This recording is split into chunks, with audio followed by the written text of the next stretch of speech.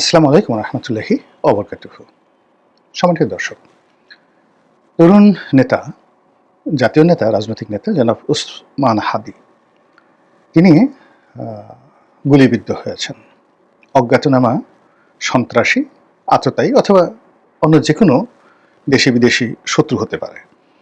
তারা হতে পারে গণতন্ত্রের শত্রু, তারা হতে পারে দেশের শত্রু, বিদেশি শত্রু, তারা হতে পারে কোনো গুপ্ত সংস্থা, গোয়েন্দা সংস্থা, এমনকি জনাব হাদীর যে রাজনৈতিক সংগঠন, সেই সংগঠনের তার প্রতি যারা বিক্ষুব্ধ তাদের দ্বারাও তিনি গুলিবিদ্ধ হতে পারেন। এর কারণ হলো যে তার আপনজন, একান্ত আপনজন, তারা নিজেদের মুখে বলেছেন জনাব হাদীর এই গুলিবিদ্ধ হওয়ার ঘটনায় তারা সবাইকে সন্দেহ করছেন, সন্দেহের বাইরে কেউ নেই। এখানে জনাব হাদী এই গত 14 মাস ধরে বাংলাদেশের একজন আলোচিত, সমালোচিত, বিতর্কিত রাজনৈতিক ব্যক্তিত্ব।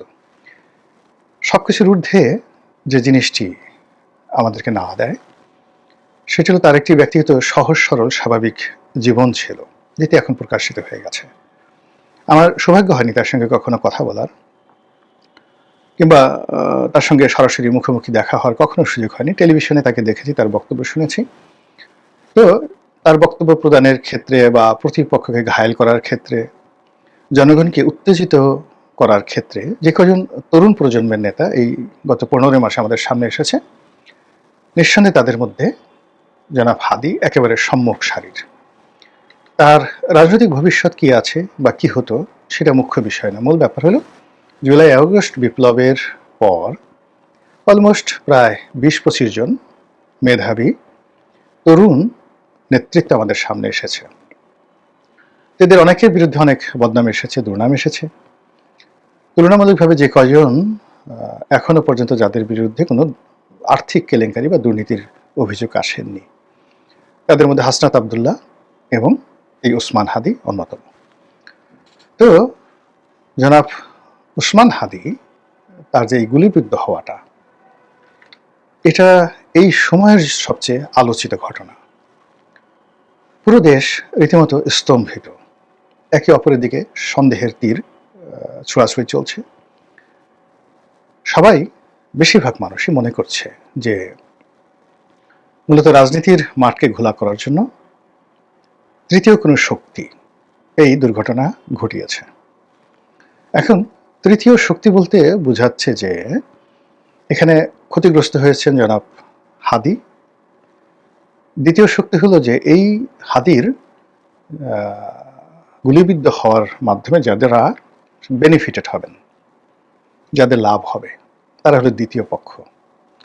আর তৃতীয় পক্ষ হলো যে দ্বিতীয় পক্ষ যাদেরকে ভাড়া করেছে এই অপকর্মটি ঘটানোর জন্য। এখানে একটা বিষয় একেবারে খুবই প্রণিধানযোগ্য, সেটি হলো জনাব উসমান হাদীকে যে বা যারা গুলি করেছে তারা প্রফেশনাল, দক্ষ কিলার বা দক্ষ শুটার।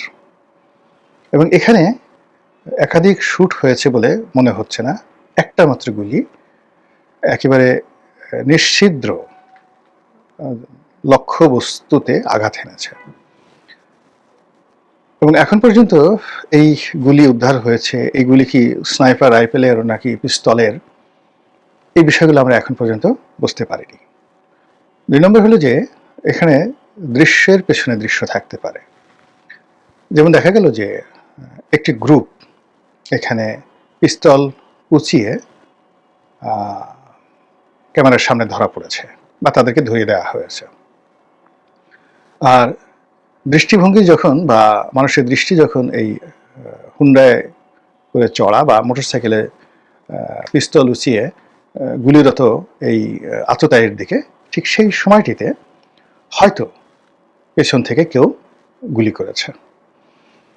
এখানে আপনি চিন্তা করুন যে যেভাবে মোটরসাইকেলটি যাচ্ছিল আর উসমান হাদী যেভাবে পাশে বসেছিল, তো সেই ক্ষেত্রে সরাসরি মানে আপনি যদি দেখেন যে আমি জানি না গুলির যে অংশটি, আপনি যেভাবে মোটরসাইকেল চালান না কেন, তাতে যে পয়েন্টে গুলিটা লেগেছে এই পয়েন্টে কোনো অবস্থাতেই মানে যাকে বলা হয় নিশানা মানে চলন্ত মোটরসাইকেল থেকে এই নিশানায় ওই জায়গাতে গুলি করা সম্ভব নয়। আপনি অ্যাঙ্গেল দেখেন, যদি রিক্সাটা সহজ হয় সেই রিক্সাটার থেকে অন্তত পক্ষে 3 থেকে 4 ফিট দূরত্বে মোটরসাইকেলটি চলেছে, আর হাতটা বাড়িয়ে যদি গুলি করা হয় তাহলে সেই গুলি ঠিক ওই জায়গাটাতে স্পর্শ করে না। এটা আমার কমন সেন্স, আমি মিলিটারি বিশেষজ্ঞ নই, জাস্ট দৃষ্টিতে আমার সেটা মনে হয়েছে। আরেকটা হলো যে আমি একটা মিছিলে ছিলাম, সেই মিছিলে একটা এরকম গুলির ঘটনা ঘটেছিল। অর্থাৎ আমরা যখন ছাত্রলীগ করতাম তখন সেই জহুরুল হক হল এবং মহসিন হলের মধ্যে গোলাগুলি হচ্ছিল একদিন। আপনাদের মনে আছে যে জহুরুল হলের ভিপি বিখ্যাত ছাত্রনেতা জনাব চুন্নু, তিনি নিহত হয়েছিলেন। ওই দিন আমি একেবারে ওই মিছিলে ছিলাম, ঘটনার চাক্ষুষ সাক্ষী। আমার চোখের সামনে এই ঘটনাটা ঘটেছে।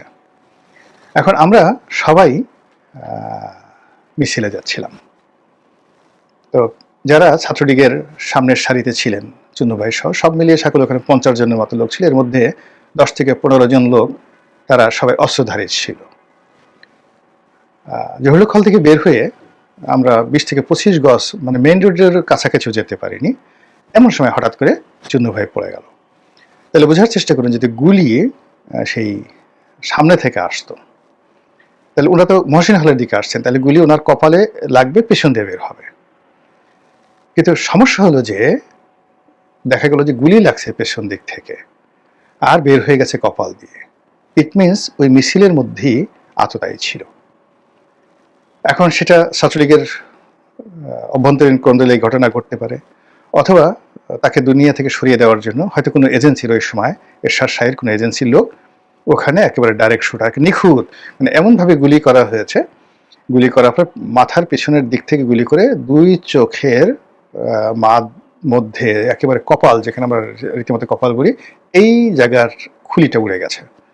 মানে আপনি যদি মাপ দিয়ে দেখেন যে 1 ইঞ্চি এদিক ওদিক না, 2 চোখের মাঝামাঝি জায়গাতে কপালে এখান থেকে গুলি হয়ে বড় একটা প্রায় 2.5 ইঞ্চি 3 ইঞ্চির মতো ছিদ্র করে সেখান থেকে বের হয়ে গেছে।